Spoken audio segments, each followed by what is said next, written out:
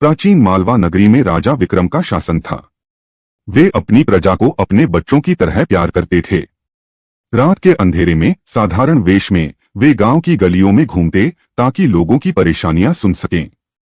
एक ऐसी ही रात वे एक टूटी फूटी झोपड़ी के पास ठिठके। अंदर एक छोटा सा दीपक जल रहा था। एक बूढ़ा मछुआरा हरिशंकर और उसकी पत्नी मंगला बातें कर रहे थे। मंगला, मेरी कमर अब जवाब दे रही है। नदी में जाल फेंकने की ताकत नहीं बची। हमारा कोई बेटा भी नहीं। अब तो सिर्फ राजा विक्रम ही हमारा सहारा है। हाँ स्वामी, लोग कहते हैं कि राजा का दिल सोने का है। वे हमारी जरूर मदद करेंगे। अगली सुबह हरिशंकर लाठी टेकते हुए राजा के दरबार पहुंचा। महाराज, मैं बूढ़ा हो गया हूं। मछली पकड़ नहीं सकता। मेरा कोई सहारा नहीं। कृपया मेरी मदद करें। राजा विक्रम ने गर्मजोशी से कहा, हरिशंकर, चिंता मत करो। मैं तुम्हें 50 स्वर्ण मुद्राएं देता हूं। अब तुम्हें न भूख सताएगी न गरीबी। सैनिक एक चमचमाती थैली लाए। हरिशंकर की आंखें खुशी से भर आईं। वह थैली लेकर घर लौटा। घर पहुंचकर मंगला ने थैली देखी तो उछल पड़ी। स्वामी, यह तो खजाना है। राजा विक्रम साक्षात भगवान हैं। अब हमारी जिंदगी सुखमय होगी। हाँ मंगला, कुछ मुद्राओं से अनाज लाएंगे, बाकी बचाकर रखेंगे। हरिशंकर ने थैली को एक पुराने लकड़ी के पेटे में रखा, ताला जड़ा और दोनों सुकून से सो गए। सुबह मंगला ने कहा, स्वामी, अनाज खत्म हो गया। कुछ मुद्राएं लेकर बाजार जाओ। हरिशंकर पेटे के पास गया, ताला खोला, लेकिन अंदर कुछ नहीं था। थैली गायब। ये क्या विपदा! मुद्राएं कहाँ गईं? पेटा तो बंद था। मंगला दौड़कर आई, पेटा देखा और स्तब्ध रह गई। कोई चोर तो नहीं आया? नहीं, दरवाजा बंद था। फिर यह कैसे हुआ? मंगला ने सुझाया, स्वामी, यह कोई साधारण बात नहीं। हमें राजा के पास जाना चाहिए। वे इस रहस्य को सुलझाएंगे। हरिशंकर फिर दरबार पहुंचा। महाराज, मेरी मुद्राएं रात को गायब हो गईं। दरवाजा बंद था, कोई आया नहीं। राजा ने भौहें तानी। यह अजीब है। ठीक है, मैं तुम्हें 50 मुद्राएं और देता हूं। हरिशंकर नई थैली लेकर लौटा। मंगला ने दरवाजे पर स्वागत किया। देखो, राजा ने फिर मदद की। इस बार हम संभाल कर रखेंगे। हरिशंकर ने थैली पेटे में रखी, मजबूत ताला लगाया और दोनों सो गए। उसी रात हरिशंकर को सपना आया। एक व्यक्ति जो राजा विक्रम जैसा दिखता था बोला, हरिशंकर, राज्य पर संकट है। मुझे वह मुद्राएं चाहिए। हरिशंकर ने सपने में मुद्राएं दे दी। सुबह पेटा खोला तो थैली फिर गायब थी। मंगला, फिर वही हुआ।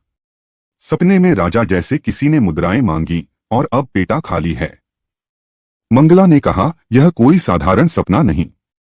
हमें फिर राजा के पास जाना होगा। हरिशंकर तीसरी बार दरबार पहुंचा। महाराज, फिर वही हुआ। सपने में आप जैसे किसी ने मुद्राएं मांगी और सुबह पेटा खाली था। दरबार में सन्नाटा छा गया।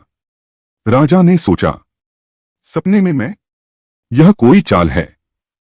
हरिशंकर, मैं तुम्हें तीसरी बार 50 मुद्राएं दूंगा, लेकिन आज रात मैं तुम्हारी झोपड़ी के पास छिपकर इस रहस्य का पता लगाऊंगा। हरिशंकर थैली लेकर लौटा। रात को राजा विक्रम झोपड़ी के पास झाड़ियों में छिप गए। अचानक हवा तेज चली, दरवाजा हल्का खुला। एक लंबा व्यक्ति, राजा जैसी शक्ल वाला, अंदर घुसा। हरिशंकर, उठ। राज्य पर संकट है। मुद्राएं दे दो। हरिशंकर नींद में बुदबुदाया और सपने में मुद्राएं दे दी। वह व्यक्ति पेटे की ओर बढ़ा, तभी राजा बाहर निकले। रुक, तुम कौन हो जो मेरी शक्ल में इस गरीब को लूट रहे हो? वह व्यक्ति मुस्कुराया। मैं भाग्य हूं, राजन। हरिशंकर अपने पिछले कर्मों का फल भोग रहा है। इन मुद्राओं का सुख उसके नसीब में नहीं। भाग्य, इस गरीब पर दया करो। मैं उसकी सजा भुगतने को तैयार हूं। तुम दयालु हो, लेकिन भाग्य के नियम अटल हैं। तुम्हें भी जल्द अपने कर्मों का फल मिलेगा। इतना कहकर वह धुंध में गायब हो गया। अगले दिन राजा शिकार के लिए जंगल गए। उनका घोड़ा बेकाबू होकर एक खाई की ओर दौड़ा। राजा ने रोकने की कोशिश की, लेकिन घोड़ा रुका नहीं। खाई में कूद गया। राजा गिरे, उनका ताज और तलवार छूट गए और वे बेहोश हो गए। सैनिक पीछे छूट गए। तभी मोहन कोली, एक साधारण मछुआरा, बैलगाड़ी लेकर वहां से गुजरा। उसने राजा को देखा। यह कोई भला आदमी है, घायल है, इसे ऐसे नहीं छोड़ सकता। मोहन ने राजा को बैलगाड़ी में लादा और अपने घर ले गया। उसने उनकी देखभाल की। कुछ दिन बाद राजा को होश आया। तुमने मेरी जान बचाई, मैं तुम्हारा शुक्रिया कैसे अदा करूं? उनकी आवाज कमजोर थी। मोहन ने कहा, कोई बात नहीं, तुम मेरे साथ रहो, मेरी मछली बेचने में मदद करो। राजा ने सहमति दी और मोहन के साथ काम शुरू किया। लेकिन राजा का तेज छिप न सका। एक दिन बाजार में राजा ने गीत गाया। तूफान आए, सत्य न हारे, मन का दीपक सदा उजाले। लोग मंत्रमुग्ध हो गए। मोहन, तेरा यह साथी कोई साधारण आदमी नहीं, इसकी आवाज में जादू है। उसी समय पास के राज्य में संगीत प्रतियोगिता हो रही थी। राजकुमारी मालती, संगीत की दीवानी, एक अनोखे गायक की तलाश में थी। मोहन ने राजा को प्रोत्साहित किया। चल तू वहां गा, शायद बड़ा इनाम मिले। दरबार में राजा ने मंच संभाला और गाया। जीवन की धारा, कर्मों की पुकार, सत्य का स्वर गूंजे बार बार। दरबार थम गया। मालती खड़ी हो गई। यही वह गायक है, मैं इससे विवाह करूंगी।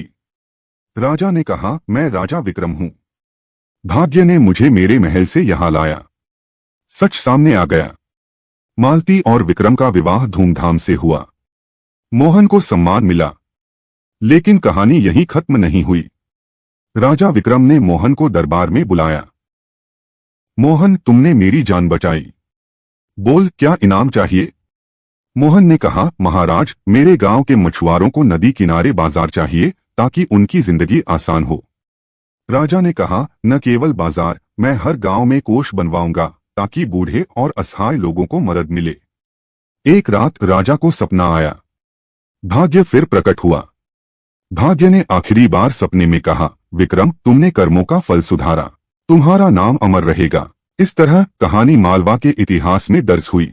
लोग कहते, कहाँ राजा विक्रम, कहाँ मोहन कोली। नैतिक शिक्षा, कर्म और भाग्य जीवन के दो पहलू हैं। सत्य, दया और गलतियों को सुधारने से भाग्य भी बदल सकता है।